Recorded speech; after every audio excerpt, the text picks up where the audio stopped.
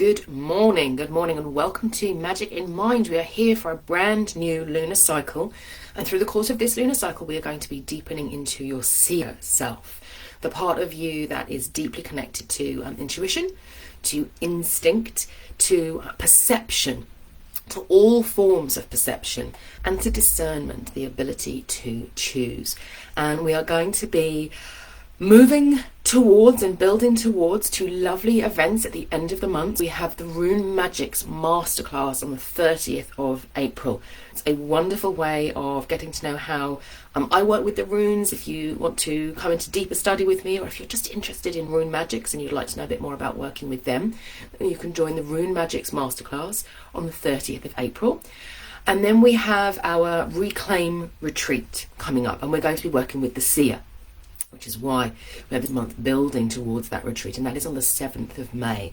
So we've got a lovely long period of time to deepen into our seer selves, to understand what we mean by the seer, to explore seership through, we're going to be working with sovereignty, we're going to be working with water spirits this month, and then we're going to be having the lovely seership retreat, which is on the 7th of May. Good morning, Candice. Good morning, Suki. Lovely to say hello to you. I'm sorry that you're poorly. Yeah, it's not you, Polly, it's Ziggy, isn't it? Yeah, I've seen your photos. I'm so sorry. I hope that he's doing a little bit better. And yeah, it's lovely to see both of you. If you're joining me here live, please do give me a wave in the chat box. Let me know that you're here. If you're joining on the replay, then put hashtag replay so that we know that you're here, because it's always lovely to have some interaction. We're doing our new moon seership and intention setting today. So I'm going to talk to you a little bit more about the theme of seership and sovereignty today, and then we are going to look at what you're celebrating from the previous month. We're going to look at what the sun and the moon, we'll talk about the eclipse of course, have to offer to us through the course of the month, and this is our stay and play session, so I will say when it is the right time to share your runes, and we'll have some mini readings towards the end of the session. Good morning, Maggie. So, to claim the sovereignty of the magician, you need the discernment of the seer. If you've got your pen and paper to hand, then that's a good one to write down. To claim the sovereignty of the magician, you need the discernment of the seer. So one of the qualities, one of the gifts of the magician self is sovereignty, that ability to take responsibility, the ability to say, this is my realm, and I will be offering service to those in my realm. That might be people, it might be land, it might be a cause or a mission. Hi Tracy, hi Erica. But in order to take that responsibility, in order to step into that sovereignty, we need to claim that gift of the magician. And the seer supports the magician in doing that through the gift of discernment, because if we can't choose where it is that we're going to put our energy, or what decisions we're going to make, what action we are going to take, if we're not able to make those choices, we end up getting stuck. We're stuck in analysis paralysis. One of my teachers always said, that moment of, what do I do? Or we give our power to somebody else. We say, somebody else is better qualified to choose than me. And we talk about this more in Sooner's Star Wheel, for those of you who've done, who are already members of Sooner's Star Wheel. I talk about that more in your oracle, in your fuller oracle, about the sovereignty of the seer and the role, the way in which sovereignty has changed, and the way in which our relationship with sovereignty has changed from what it used to be for our ancestors, why we need to have a different take on that now. I want you to imagine a moment back long ago. It's a leader, let's say an elder, maybe a tribal chieftain or a king or a queen, and they are they're sitting and they're looking out of the window, and the sky is darkening. And the people are calling up and they're saying, what do we do? The sky's darkening. It's the daytime and the sky's darkening, and what's happening? And the people are afraid. And this is a time when, for them in their world, their little world at that time, they have suffered. There's been a great period of uncertainty for them in their lives. There is war happening near to their borders, not close to them yet, but it's near to their borders, and they feel afraid. They have had awful weather, terrible weather. Crops have been failing left, right and centre. Floods have been happening. Fires have been happening. This awful sense of disaster looming all of the time. There has been disease rife across the land, and people feel more afraid because of that. And there's scarcity. The divide between the poorest and the richest has got wider. It's got wider during this period of time. Maybe some of that feels familiar to you. But, this is a period prior to where we are now. And the leader is sitting and they're saying, what do I need to do? How can I support my people during this time as the sky is darkening during the day? And we know what's coming. We know what's happening at this point. And the elder goes out and they consult with a seer. They say, what is it that I need? What do my people need from me in order to support them during this time where it's been a terrible time of darkness, and now we have got this event occurring in the sky where it looks as if the sun itself is being blotted out. And the seer says to the leader, they say, we must show the great wolf who is trying to devour the sun that we are not afraid. We must stand together and show our support for the charioteers of the sun and the moon as they travel across the sky. We must scare away the wolf. We're going to get out our pots, we're going to get out our pans, call to all of the people and say, don't cower inside. Don't kneel down and pray to your gods. You need to act too. You need to do something too. So the leader passes this on. And then people come out, they've got their big iron pots and their pans and their wooden spoons, that's what I was looking for, and they bang as hard as they can and they shout all the way through the eclipse. And there is a moment, this moment of wonder.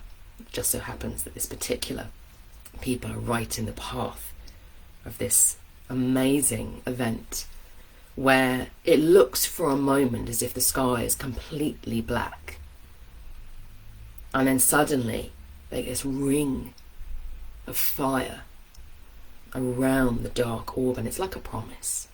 It's like a promise. Everything changes, everything goes full circle. Luck will turn, you're gonna be okay. The wonder of this moment. And then the sun starts to reappear. And slowly but surely the light returns.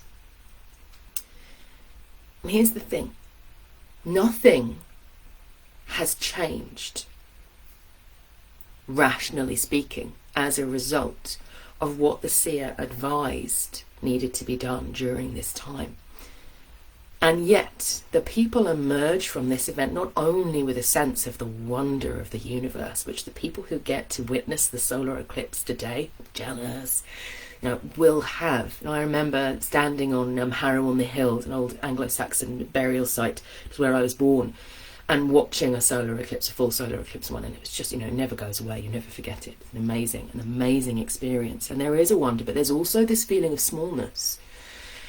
And what the seer did was the seer recognised that there's nothing that we can do about the external events at this moment, but what we can do is we can change what's in our hearts. And that people emerge from that not only with a sense of wonder and that anything is possible, but also with a sense of confidence and an empowerment.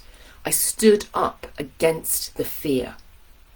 I stood up against it. I played my part, however small it might have been, in chasing away that enormous wolf, that huge wolf, the wolf Hearty. In this case, the wolf of hate is the one who's said to devour the chariots of the sun.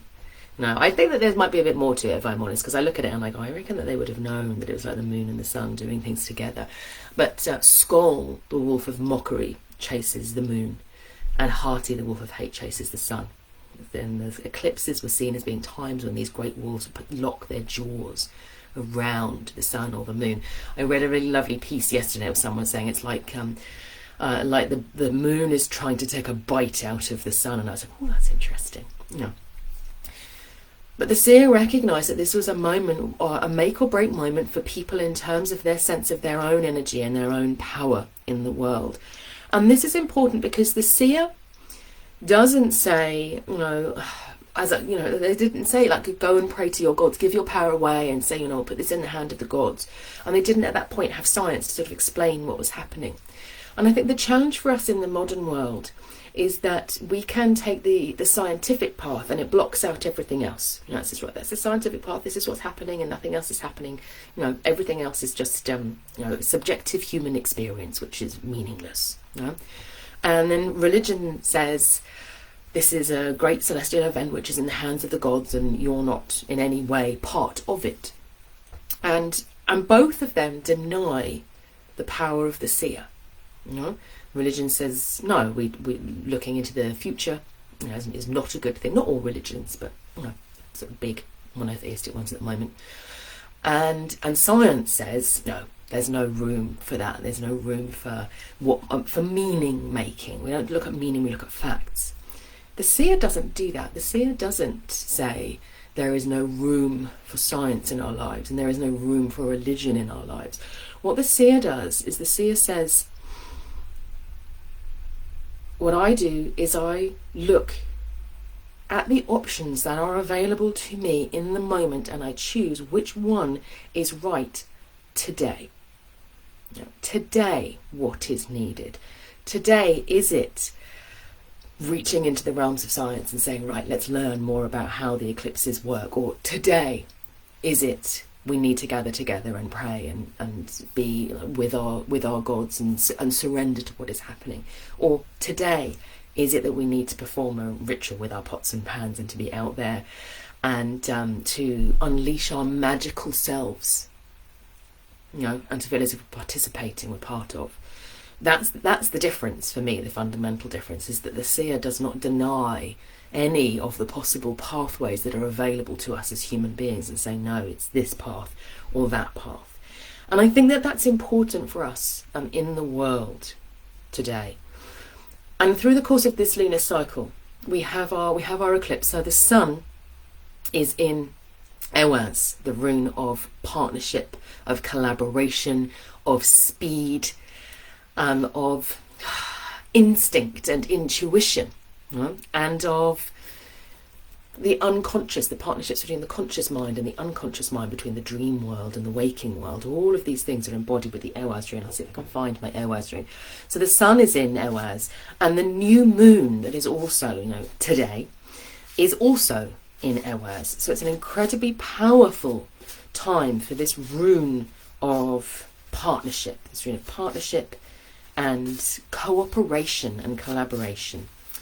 Just flicking through, obviously it's going to hide, isn't it, right at the back before before I get to it.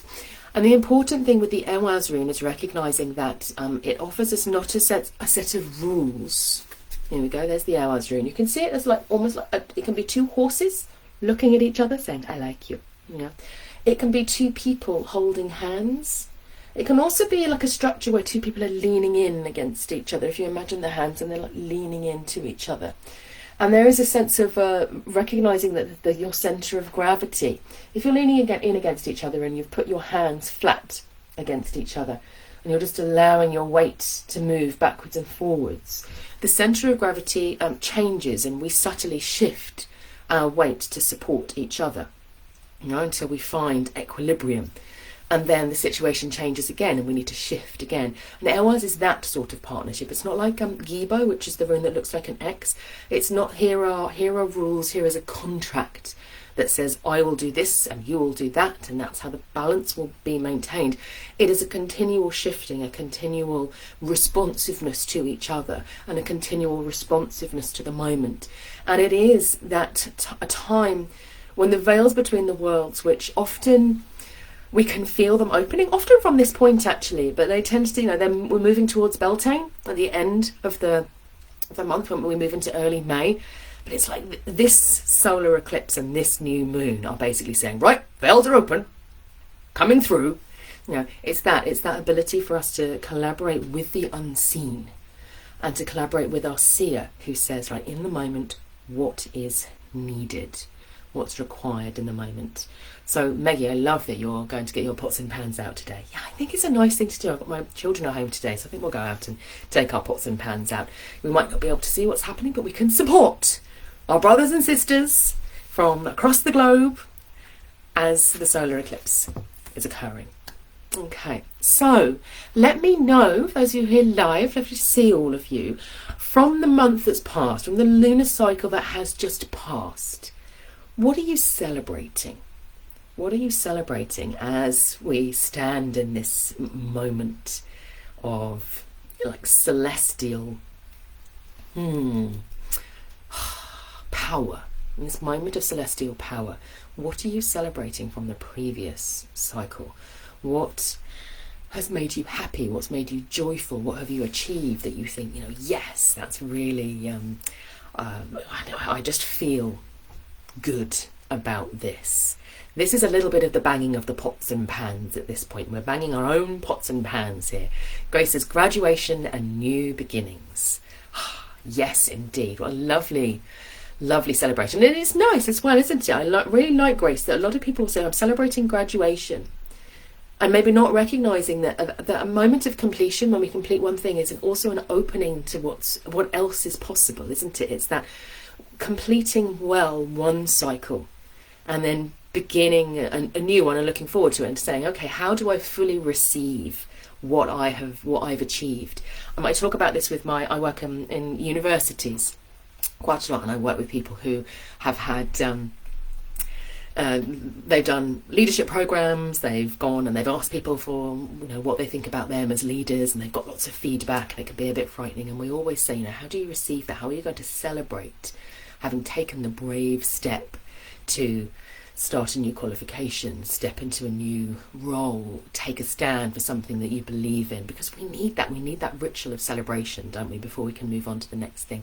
Esther's saying, I'm celebrating that I finished a big project. Huzzah for you, Esther, well done. I'm going to say a big cheer for Grace and for Esther there with your finishing your projects. Erica is saying, great cancer healing news and feeling a true rebirth. It's my birthday on the 4th of the 4th, and we are celebrating that with you, Erica, as well. Both of those things. Wonderful. And these are important, aren't they? This is the seer saying, share your joy, share your moments of happiness out there in the world. I think sometimes we can be a bit bashful about doing it because we feel either as if we're not being humble enough, you know, we're not being humble, we're not doing that, you know, again, the going and kneeling before the gods and saying, you know, thank you. And it's not, we are allowed to be proud and grateful at the same time. You know, we're allowed to be proud and grateful at the same time. You know, we're capable of that when we offer that. And it's that offering of positivity, you know, good news to others as well. And I think sometimes because we can live in a world of competition, we can think that, oh, if I look as if I'm showing off, then that someone else is going to try and drag me down. You know, if I say, oh, you know, I'm blowing your own trumpet, that's what they're blowing their own trumpet, all that pride comes before a fall, all of those things. No. We're going to sweep that out and say everyone here is a big enough soul to see the proud, joyful moments of others and to be exuberantly joyful for them, and not to be like, oh, well, now I feel small and they're doing, aren't they, a show off? No, you know, we have none of that here. So there's wonderful celebration. So if you haven't yet shared, and I can see that there are more people watching right now that have shared in the comments, then please do share your celebrations. And if you're watching the replay, please do share your celebrations as to what's going on for you in the world and what you're celebrating from the month past. It's part of the process of completion before we move into what's new. Okay, so I have mentioned that we have the sun and the moon in Ewaz, and those are our two big planetary movements. The moon will move into, for the full moon, we have a full moon in Wunyo. So for those of you who are on the Lunar Star Wheel, you have your journal. You will also have, unless you've just bought the copy of the journal, if you're a full subscriber to Lunar Star Wheel, you will have your wild voice meditation for accessing the energy of the new moon in Ewaz. So you can be doing that. You can do that today. You can do it later on in the cycle as well, because it's really about receiving, and it's receiving from your magical self. It's inviting your seer or your mystic or your magician to speak and to say, okay, what does this energy of the new moon in Ewaz offer to me? And what does my magical self have to say about it? So you've got your new moon in Ewaz meditation, then you have your waxing moon a little bit of a briefer invitation to feel into the energy of waxing moon. And then you'll have your full moon in Runyo wild voice session as well. So Runyo is the rune of joy and belonging and kith and kin, friendship, all of the things. It's a wonderful celebration. You know, it's a wonderful one to as completions as well. So yes, Runyo. Now when we celebrate, when we do the symbol right together, then we can celebrate. So any of you who are reading the news that people have shared, who are sharing their happiness, we could shout Wunyo, and we can do that as a celebration, or we can do it as an affirmation. So Suki has said, quietly thankful and hopeful for an elderly rescue dog Ziggy, who has brought such joy and experiences to us. And so we can say Wunyo to Suki, because we're not just celebrating Ziggy's life to this point, we're also offering our hopes for that same, that Suki's beautifully voiced, sincere, hopeful wishes and her gratitude for Ziggy. We're able to do both of those in the moment with Wunyo. It celebrates the past and it affirms the future that we want to see as well. And Meggie is saying, Wunyo! There you go, absolutely. See, so we can use Wunyo for both. So it's a beautiful full moon that we have with our Wunyo rune. Now, if you want to know all of the planetary movements, you can do that either by getting your copy of Suna's Star Wheel, and you will see that at the beginning of each cycle, hold on, I'll get to the page, you've got your lunar month ahead. So it covers 3 lunar cycles since a brand new journal. So this is as of today, new moon in Elwaz is there. If you're a subscriber, then you will get your first copy of your journal, and you will also get all of the planetary movements sent to you, and you'll get your wild voice sessions and your meditations and lots of other resources as well about runic astrology in there. So that is where you will want to go if you want to follow the rest of the planetary movements through this cycle. Is there anything else that I want to say about that? No, I don't think so. I think we've done a lovely job of Ewa. So I'm going to ask you now, for those of you who are here with me live, this is a very powerful month because of the solar eclipse and the new moon there. So this conjunction of partnership, and we are going to be feeling into, through the course of the sessions, we're going to be feeling into the Seer. So I'm going to ask you to share your runes. I'm going to tell you a little bit more about what we have got in store for you in Magic in Mind while you are sharing your rune. You can have it as your rune that you're working with today. It can be this week. It can be the rune that you pull for the lunar cycle. I would recommend pulling a rune for the lunar cycle this month. I don't always say, but this month in particular, it's a very powerful and potent month for saying, what is it that my seer needs? How can I work in relationship with my seer and with claiming my sovereignty there? So we're going to be working with sovereignty. So our next session, we're going to be looking at working with water spirits. I'm quite excited about. We're working with lovely water spirits and learning more about them, and looking at what the functions that they have in the Northern tradition. And we're doing that because we're going to be feeling into the power of the seer as the sovereign rebel, because it's not always about following the rules. If you're stepping into sovereignty, then you're the one who makes the rules. So if you know your sphere of sovereignty, then it's saying, okay, what are the rules that I need to make? And sometimes we need to travel beyond the boundaries of the known, out into the unknown, in order to find out what those new rules, the sort of Ewaz rules here, that are responsive to, and saying, in the present moment, what is it that I need to do? What is it that I need to be? We're going to be exploring water spirits and looking at them as being spirits that offer life and rebirth and healing and possibility, but also offer risk and danger and death, and the way in which they have been used and portrayed in story, and how it is that we might need to renew those relationships with them. So that's going to be in our next session. Then we're going to be deepening more into the sovereign rebel of the seer through our full moon session. And then we will have our releasing, celebrating and releasing session, which I believe is going to be with the very ancient goddess Hulda. She's still chatting with me, who many of you will know her from things like the Grimm fairy tales and Frau Holle, which is a very, very ancient deity, often associated with water. So we're really travelling into the unknown. And Yeah. Seeing what our seers have to offer to us through the course of this coming month. And as I've said, you've then got the Rune Magics Masterclass, and you've got the Seership, Reclaiming Your Seer, which is a power retrieval process for your seer, coming on the 7th of May. So let's see some lovely runes being shared here. So Candice, hi Candice, you have eyewears. Esther's also eyewears. Interesting. I love it when you get those things coming through. Grace is Tewas in reverse in monthly rune. Does reverse matter? Let's talk about it, Grace, because that's a very good question. Does it matter? Good evening, Carol. Lovely to see you. Suki has Suelo. Okay, so let's start with these and then we'll see if anybody else shares rune. Oh, Lisa. There we go. Lisa has Rado. And don't feel bashful if I've missed somebody's rune. Don't feel bashful to post it again. Aha! Maggie says I have Ingus peeking their head around. Okay, so let's start with Candice and Esther with their Iwaz runes, and we'll go on from there. So Iwaz is interesting because I've been talking about fluidity and responsiveness, in the moment. And Ewaz, which is, they're different. So this is Ewaz, E-H-W-A-Z,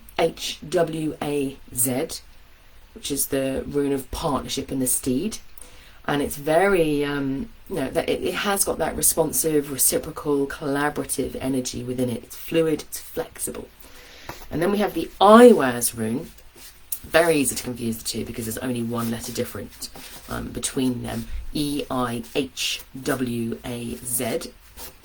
which is the rune of the yew tree. It's the rune of the yew tree, of stability, of defense, of eternal life and longevity also comes through. Here we go. So here's our Iwaz rune. So you can see that some of the things that you can do with the runes are you can really look at not just the stories and the words associated with them, but you can also look at the shapes. So see with Ewaz, I was talking about the way that the two halves almost show two people leaning in towards each other or holding hands, or the two horses looking at each other.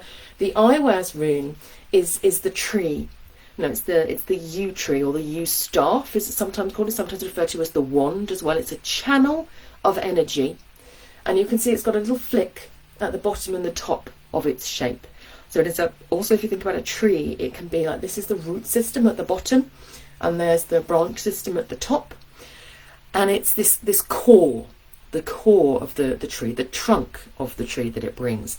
So with the Iwaz rune, you can still work in partnership with the Iwaz rune. If you think about a staff, have I got a staff to hand? Well, I've got that one at the back, but let me take this smaller one here. And the staff to hand. This is quite a new staff. This was made for me by a shepherd. It's got my little runes there at the top. And it's a bit of a shorter staff. So if you think about the Iwaz rune can be a companion rune, but it offers stability, whereas Ewaz is talking about reciprocity and saying, oh, sometimes you'll be the one who's in the lead and sometimes the other one will be the one that's in the lead. The Iwaz rune offers stability. If you think about literally you're moving across the land and you've got your staff and you sort of plant it into the earth. So you are holding the intention, like where do I want to go? And the staff is then supporting you in getting there.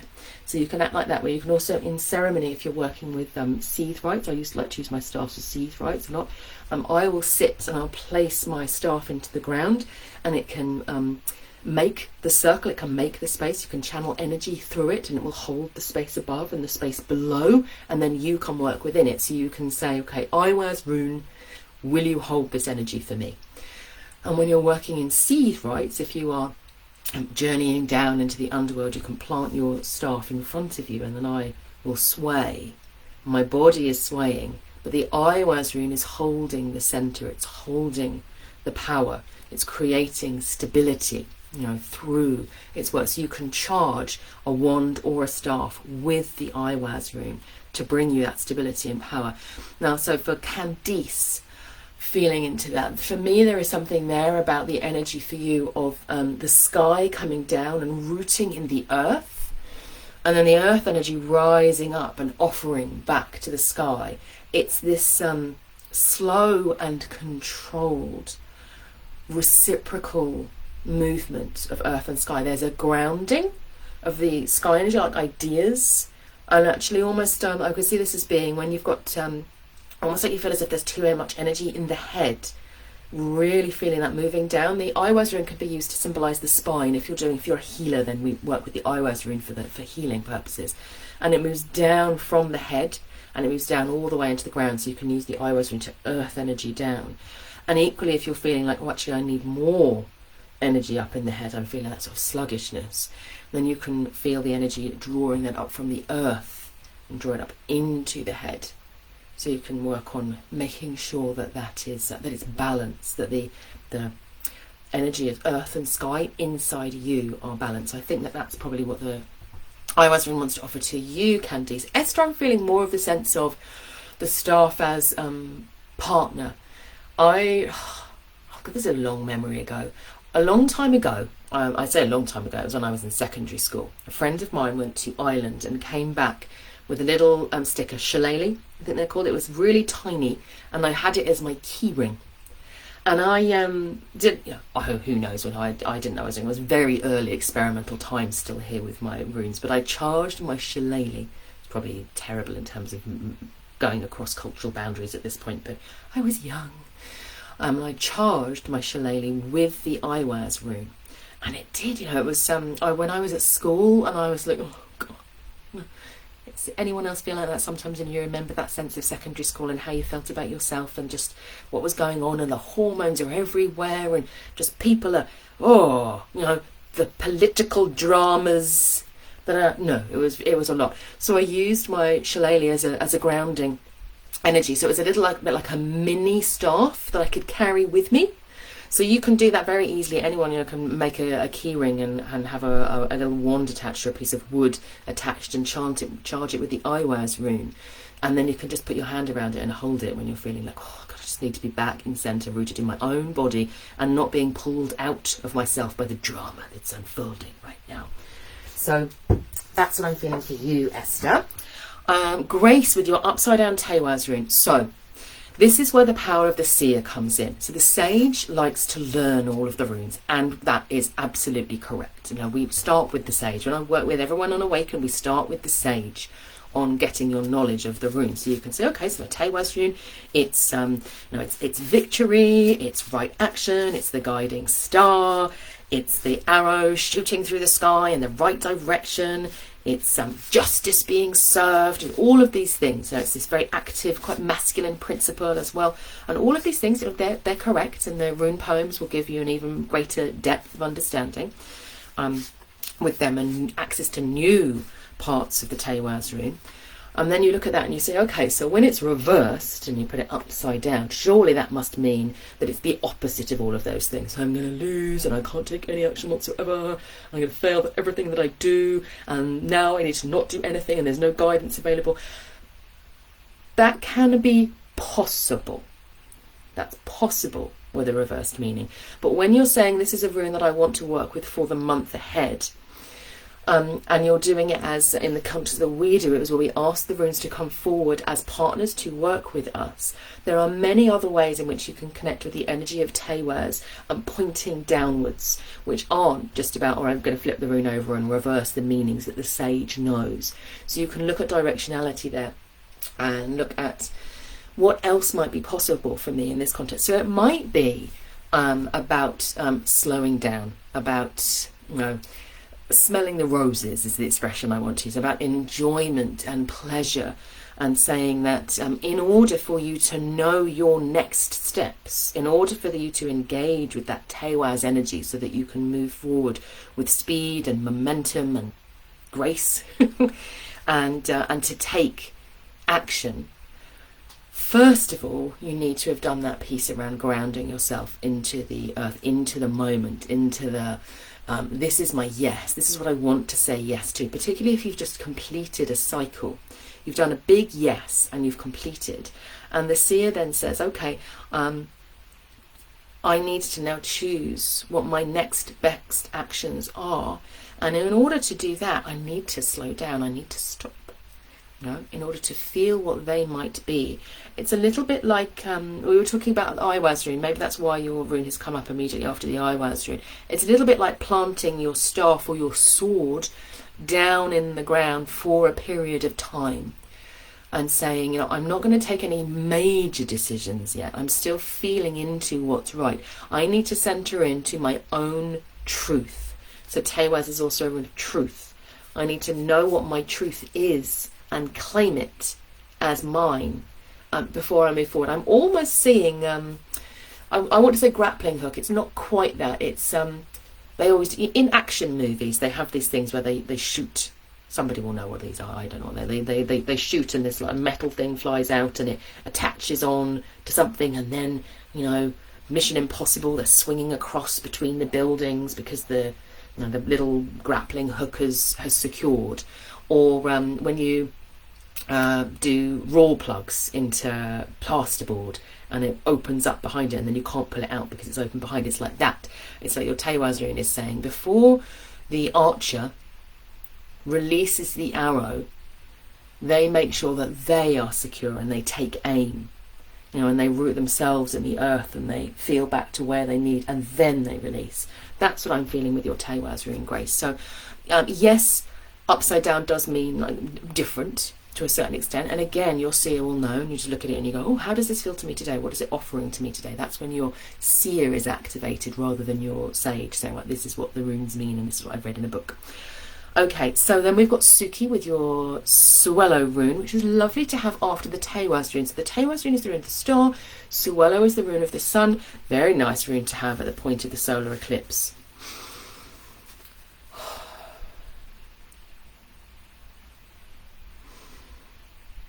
I'm sighing, Suki, because I am feeling an energy of endings at this point. And I know that it might not be in the context that perhaps we're both thinking about at this moment.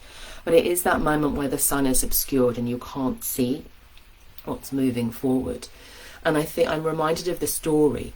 And it is that sense of, which I think that you're doing actually, of saying, oh, what's the action that I need to take right now?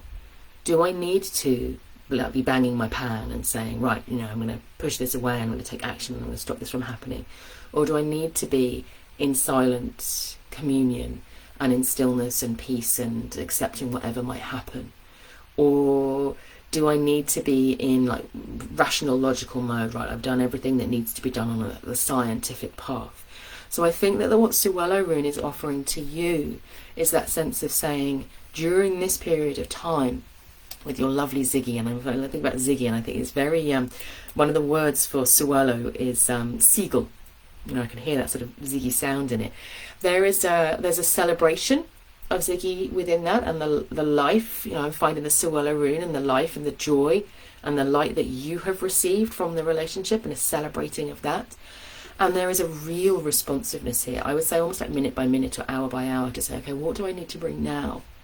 What do I need to bring now? Is it a little bit of a pushing and saying, right, we're going to go out and we're going to do this? Or is it a sitting and being with? Or is it a grief for that, you know, bright Suelo soul who's now struggling a little bit? So it's that real sense of embracing what the moment is offering to you and trusting your instincts around it and saying it is absolutely okay for me to one moment be like, everything's going to be fine, it's brilliant, and the next moment be like, no, it's not. And that is fine.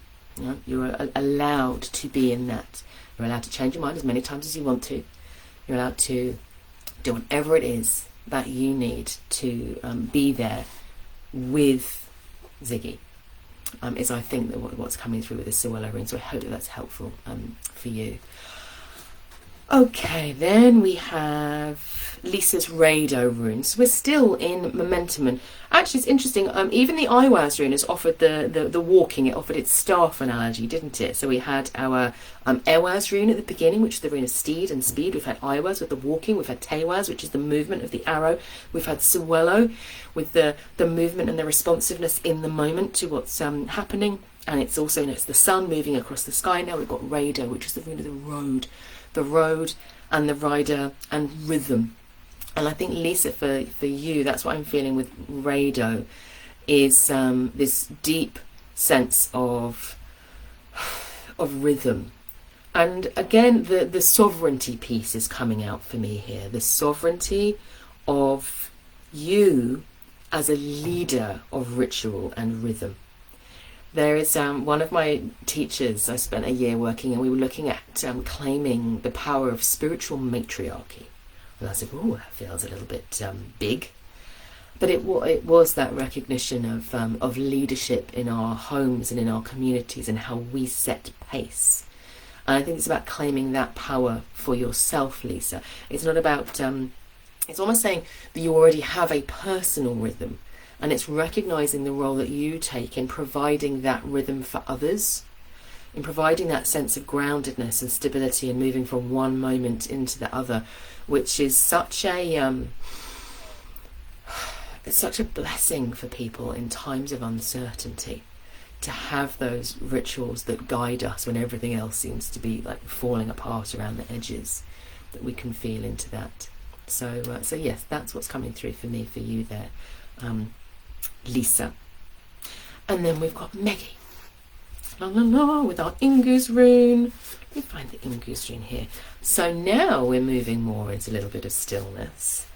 Just interesting after all of that. It's just gently slowed, hasn't it? From Ewas to Tewas to Sewello to Radio, and now moving to Ingus. So here's our Ingus seed. If we follow the energy of movement which has guided this session to this point, then Ingus becomes the seed that is passed through generations. And that's what I'm feeling for you here, Maggie, is the sense of honouring the seeds of possibility, of skill, of talent, of belief, of joy, of just being, that you embody, that have been passed down to you through the ancestral line. There's a little bit of a remembering there as well, that some of those things that you embody haven't passed from, mother to daughter to mother to daughter to mother to daughter. They can skip generations, or father to son, father to daughter, whatever it is. They can skip generations. So you can be the holder of a deep energy of blessing, or dance is what's coming to mind, because I know how the work that you do with the body is so important. And it is a recognition that it's like a baton or a beacon being passed to you from previous generations, a claiming of your place within that ancestral circle, not just as a recipient but as a collaborator. So similar to Lisa's in some way, but it's a little bit different. Her, Lisa's is looking out and saying, okay, where's the radio energy for that I embody, that I'm giving to others? Yours is a standing in that power. I'm almost seeing you standing in circle and seeing those who share a particular way of being, a particular just spark, a seed of possibility, that want to dance with you. If you're, I know that you do really beautiful dance work, so it might be that actually that's a sacred dance for you, is inviting into your space those who've come before you, who have also held those seeds within themselves, and who have allowed them to grow and blossom and fruit out there in the world. You might see it almost as being that every one of your ancestors held the seed inside, but not all of them allowed them to grow or manifest, or they weren't meant to. They were meant to simply carry the energy from down the ancestral line, and then you're one who is like, yeah, I'm ready to work with this seed. It's going to blossom and flower and fruit during the course of my lifetime, and then when I pass it down, and that can be, it doesn't have to be physically, it can be through the ancestral line in many different ways. Aunts and uncles who've had children as well, and also with people who you work with, who you teach, can carry that seed as well. And when you pass those on, they are not going to be the same. They will have changed, because you are part of the line that has shaped them. So you can be a carrier of a seed, or you can be a manifester of a seed. And then the seeds are the ones that grow from the fruit that you have sent. So I'm seeing it as like a dance, or an inviting in, almost like this is not just the seed, but it is the circle. So you're holding that energy too. That's what I'm feeling there for you. I hope that is helpful for you. Erica, your sun rune is Ewas, isn't it? I love that. Yes, love the Ewas rune. And Maggie's saying, I love this, it feels so good. Yes. Lisa is saying, when I drew it, I heard the sound of hooves, so rhythm definitely there. Wonderful. Okay. Grace, I think that's absolutely right, which is good. Thank you. Esther, I love the idea of having a mini iWords on my keychain. We'll definitely be accepting the partnership between iWords and myself to help. Wonderful. And Candice, spot on, I'm glad that it was. Oh, Carol, there you are. You've got Urus. So here we go. Looks like that's you're going to be the last one, Carol, unless anyone else swirls in before we get to the end. Okay, so our Urus rune. I like Urus. Urus is my Norn's gift rune. That's the rune that I go to when I'm, oh, life's a bit hard. What do I need? So here we've got our Urus rune. And you'll know when I work with the runes, and I know so many of you, particularly those of you who've been on Awaken, when I work with the runes, you can like feel the energy of a rune. So as I'm doing this, there's movement, there's pictures coming through my mind, and it's interesting for me because when I look at the Urus rune like this, its energy is totally still. To me, it's like the aurochs is standing. When I move my head away from it, it's moving. It's like moving away from me in some way, and I'm finding that quite intriguing because that's not standard practice when I'm working with the runes that they will do that. There's a mischief coming through with the Urus rune here, Carol, actually, which I'm quite enjoying. It is an unusual energy for Urus in this moment. So what I'm seeing is a herd. There's a herd of aurochs, and that's why some are still and some are moving. And it is that difference between when the herd is unthreatened, when they're on the pastures, and you can have like the little ones might be going down to the water's edge, and you might hear the sort of the mama aurochs just go, you know, like that, just as a sort of little warning, you know, not too far now, just watching what you're doing with the water there. You might still have some of the males on the outskirts, just a little bit more, just roaming the edges a little bit more. They're not bothered, they're not worried, they're just alert, they're paying attention. And they might change those roles. I think this is actually the Urus rune saying, I can work with the Ewas rune as well. The aurochs is, you know, this herd beast, like moving together as a collective, whereas the Ewas rune tends to be partnership of like two opposing forces in some way. If you think about it as being the steed and the rider, it's a prey animal and a predator animal, the human. I know the wrong way around, but the human and the horse working together in partnership. So it's a union of opposites. Whereas the aurochs herd, you know, they're all aurochs, but they're all at different stages in their lives, aren't they? And it's sort of recognising that you can be any member of the herd at any given time. You know, you can be the matriarch aurochs, just sort of, you know, I'm just chewing the cud a little bit there, but don't think I haven't got my eye on you, little ones. Or you can be the little one splashing in the water and going, oh, this is fun. You know, or you can be, I'm going to run back to mama now and just have a little bit of shelter. You might be a young male who's just sort of, you know, prancing around a little bit. Ladies, you know. Or you might be more of a statesman. You know, I don't need to prove myself, ladies. You know, or it could be, you know, I'm looking at predators out there. I think maybe for you, Carol, there's a little bit of recognising that you get to choose at any given moment what energy you embody in this context, that you can bring your own, you know, spectacular, wonderful magic to the world by embodying any of those energies. It doesn't matter. You're always going to think about Urus here as being like a healer rune. It's like any of your facets offer healing and play and possibility. It's saying, like, even if you're feeling the weight of I need to protect and guard my herd, find the fun, find the mischief, find the, you know, I was sort of prancing a little bit there. Find that is what it's suggesting. You know, the weight. It's like a releasing of the weight is what I'm feeling there with the Urus rune for you, Carol. So yeah, it's being a bit playful with me then. So I hope that that's helpful for you, Carol. Okay, I think we have come to the end of the session. So thank you so much, everybody.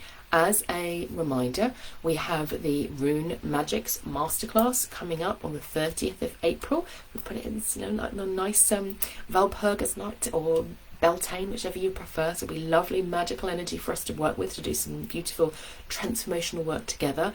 And then on the 7th of May, we have the Reclaim Your Seer retreat. So please do sign up for that.